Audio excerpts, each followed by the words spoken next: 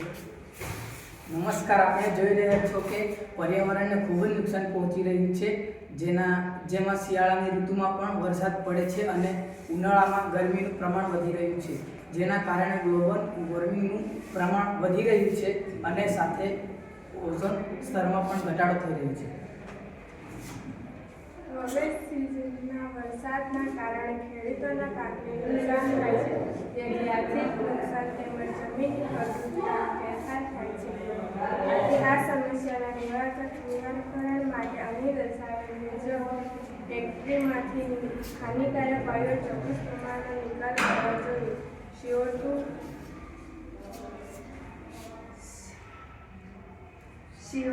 SO2, NO2.